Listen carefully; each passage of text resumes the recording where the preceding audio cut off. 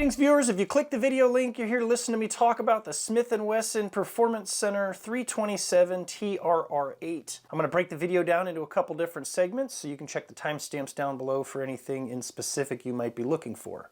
So without further ado, let's jump right into it. All right, so first of all, it comes in this gray plastic case. It is kind of flimsy plastic, so it's probably not going to stand up to too much abuse. And when we open it up, the pistol is here wrapped in some oil-soaked paper. So we'll go ahead and set this aside. We'll talk about that later. In the top portion here, there's a cutout you're supposed to be able to get to, but this seems to kind of just fold up on its own. We've got quite a few things in here. This bag contains the top and bottom rail plus the associated screws. There is not a Allen wrench or tool in here, so you're going to need your own. Also, the rails are banging around in here, so if you don't plan on putting these in right away, I would recommend positioning them in a way they're not going to keep bashing into each other and getting all scratched up. We've got the two little keys in here that will lock the action for the gun. If you're not familiar with that, that would be this little area right here above the cylinder release. So those little two keys will go in there and prevent this firearm from being utilized. So there's two of those in there. It comes with 3 moon clips. The required POS lock. It comes with all handguns. And then we've got some literature in here to include the generic revolvers, instruction manual, registration cards, all that stuff. Join the NRA. And that's it. That's all that's in here. Again, this is supposed to be glued down. You can see it's just kind of coming up. It's not really doing a whole lot there. Chances are you may or may not even be keeping this case. But again, it is kind of cheap, flimsy plastic, so if you're planning on traveling with it a lot, it may not hold up to too much abuse. So now that we've seen what comes in the box, let's just go ahead and dive into the pistol itself. All right, so as you can see, I put a couple extra things on here since we unboxed it. I changed out the stock grips with some VZ grips that are similar to the ones I have on my Governor. We have the extended cylinder release from Hogue, and I went ahead and attached the top and bottom rail so you guys could see what that looks like. So we'll go ahead and go over all the features of the gun. I want to start at the barrel and kind of work my way back just so that I don't miss anything. First off, this gun has been safety checked. It is unloaded. There is no ammunition in the room with me. So the first thing we're going to notice looking at the muzzle of this thing is this looks a little bit different than most revolver barrels. You can see some spots that look like they are for a tool because in fact they are. The barrel that's on this revolver is tensioned. Normally what they would do is just take the barrel and shove it into the frame, and this is the anchor point for the barrel. So basically the way I would describe it is if you think of those little springy door stops, how they're solid against the wall but then they're kind of just flapping around, so that would be essentially your barrel. So it's only stabilized on one end, so it has the ability to move around. By tensioning it, or this end cap here gets tightened, and basically what it does is it kind of compresses and it puts force on the barrel in this direction and this direction because it's kind of squeezing it. Well, what's the point of doing that, you may ask? Well, instead of being like one of those springy door stops and kind of flapping around, this allows the barrel to, number one, resist any sort of barrel whip that may occur, especially after the weapon started to heat up, because it's going to stabilize the weapon in this direction. It's going to limit the detrimental effects you might see on your accuracy if you were to rest this weapon on something or against something. You're not going to put any lateral forces on this barrel and affect the accuracy. So that kind of, again, the tensioning effect of the force going in this direction helps it resist any sort of other movement or outside factors. So that is kind of nice. The one thing that I do not like about this revolver as it comes stock from the factory, this is generally a tactical revolver, you would call it. The front sight on this thing is just a single brass bead. So just for comparison's sake, this is my Governor, and it's not a tactical revolver or tactical, and it comes with a night sight that is easily changeable by just sliding it out and replacing it.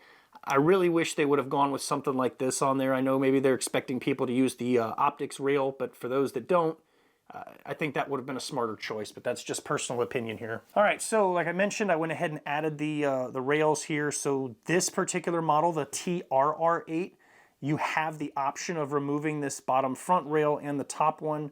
The plain old R8, this is milled directly in and is not removable. The only thing you have the option of changing out is the top rail. The bottom one here is secured with 3 screws, and the top one is secured with 4. The rail is cut in such a way that you are still able to actually view your sights.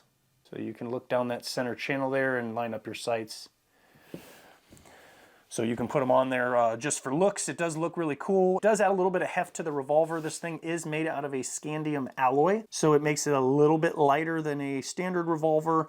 However, the only issue with lighter revolvers just means you're going to absorb more of the recoil with your hands, so putting these rails on here could be a tactical consideration for you to help kind of absorb some of that recoil again.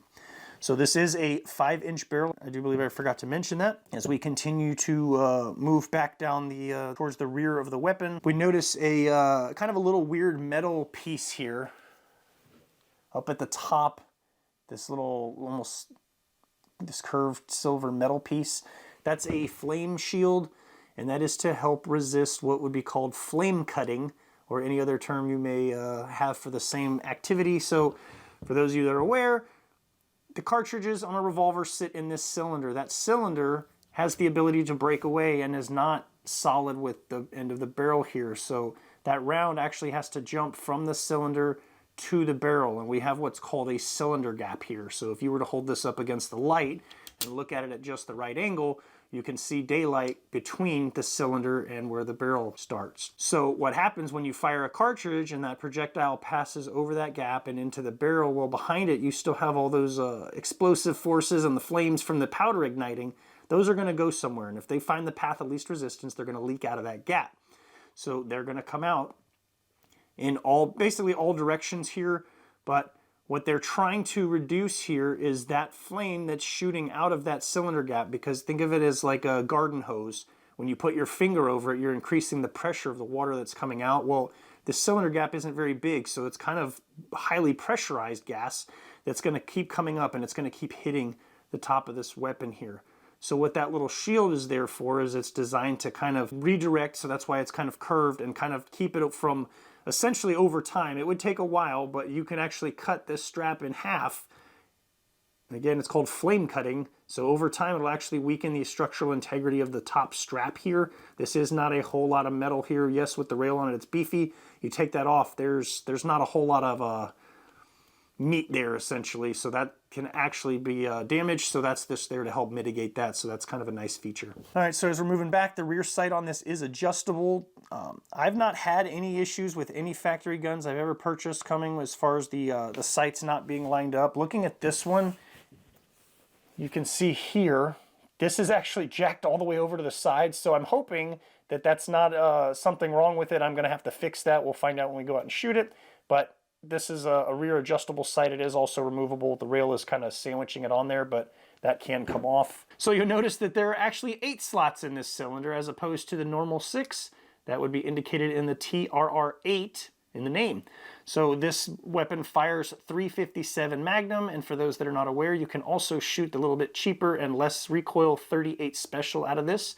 So that's a nice option if you want to train with .38s, save some money and save your wrist a little bit, and then when you go to carry it or use it in a defensive or hunting scenario, you can use full power .357 Magnum. I did swap out, again, the cylinder release on here. This is not the stock one. Next week's video is going to cover this specific accessory. Other than that, it's just a standard Smith & Wesson cylinder release that normally comes on here stock. You should have seen that in the unboxing video. Also in the unboxing, you saw the little keys, and I showed you it does have a lock that kind of locks the action, as most of the newer Smith & Wesson pistols do.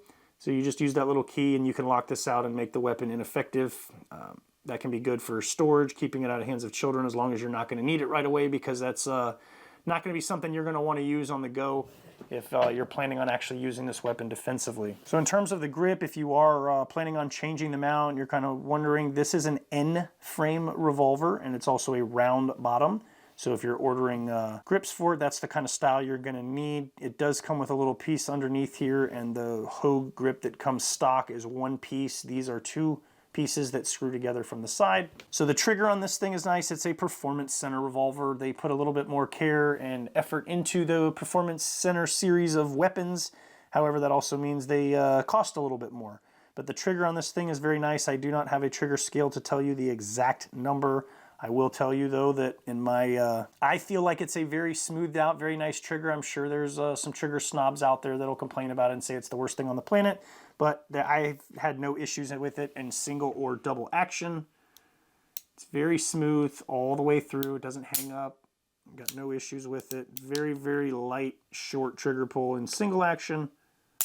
Barely touching it and it's going off. This thing is very smooth and I'm looking forward to shooting it. So now we've talked about the entire weapon as a whole. So let's just kind of look at some of the things on here. So the front bottom rail on this revolver, I'm kind of not necessarily a fan or think that if this is going to be your nightstand gun or your carry gun, a tactical light is kind of impractical in a sense because my finger's back here and if the light's all the way up here, I would have to break my grip, come up and use my second hand in order to activate any sort of device, whether you're using a light or a laser on it. So if, let's say this is your bump in the night gun, it goes on your nightstand, you're going to turn that light on and you're going to just leave it on because it's not really practical to just reach up and turn it on or off as needed while you're searching. So that can kind of be a bad thing. Top rail, again, if you are a fan of optics and you want to go ahead and put an optic on here, absolutely nothing wrong with that. Just keep in mind that you're not going to be able to co-witness iron sights. So if you do have some sort of malfunction or catastrophic failure or issue with said optic that you're putting on here, you will not have iron sights as a backup. So just keep that in mind. Also with the rails, so the firearm itself has a nice finish to it. These rails are very rough and kind of contrast that. They're very dirty and grimy and they're blued, and that's about it. So they'll, if you kind of run your fingers on there, they'll kind of leave them black and gritty. If you're a fan of aesthetics and you don't like that, just keep that in mind if you're planning on putting the rails on there, that it is going to contrast a little bit with the finish of the firearm. So why does this thing exist? Why do we need 8 rounds of .357 in a revolver versus 6? Well, legend has it that this was originally designed to be utilized by an operator with the ballistic shield, so let's go ahead and give it a shot, shall we?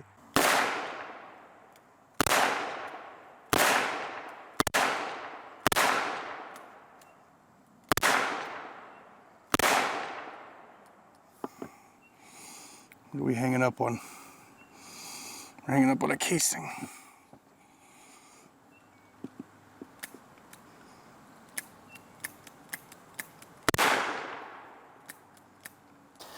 All right, so we did have a couple of rounds that actually got stuck. If you look right here, these are 38 special, and I am using moon clips. There's not a lot of clearance back here from the rear of the casing to the rear of the firearm, and it was actually catching and preventing it from turning. It may just be an issue with wearing in, having some tight tolerances here, you run into issues like that. But other than that, it fired just fine. Again, it may just take some time wearing in. Got some rub marks on the rear of the firearm here. No big deal with that. It's going to happen. This brand new, those are the first 8 shots out of it. They all did go off when they're in their appropriately seated location. I don't remember if I did mention this or not. I know in the unboxing I said this came with moon clips, so you do have the option to fire this with moon clips or just individually loading the rounds, but being that this is a tactical revolver and we're all about speed and efficiency, moon clips are definitely going to be your best bet in terms of doing quick reloads. As far as a tactical reload, you fire 1 or 2 rounds and you want to replace those without replacing the whole thing, then you're kind of at a loss for that. So it's up to you to decide if that's what you want to do or not. But let's go ahead and throw another moon clip of 38 specials in here and see if we can get it to function properly for every trigger pull.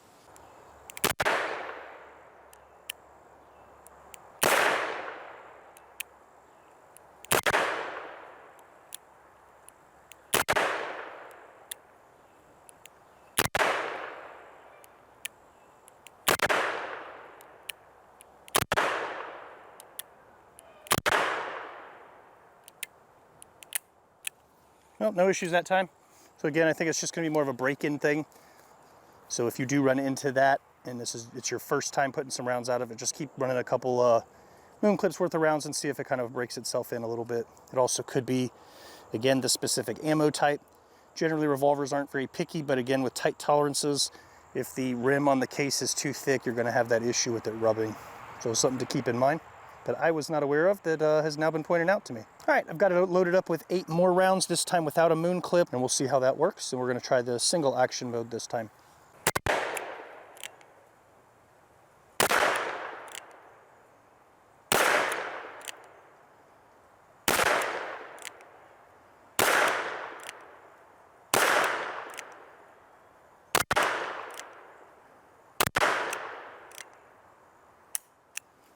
All right, ran like a champ, no issues. I don't anticipate that that's going to be a constant problem. Again, just something breaking in. So now, are most people who are enjoyers of or potentially purchasing or already own this firearm, do they have a ballistic shield that they're intending to operate this with? Probably not.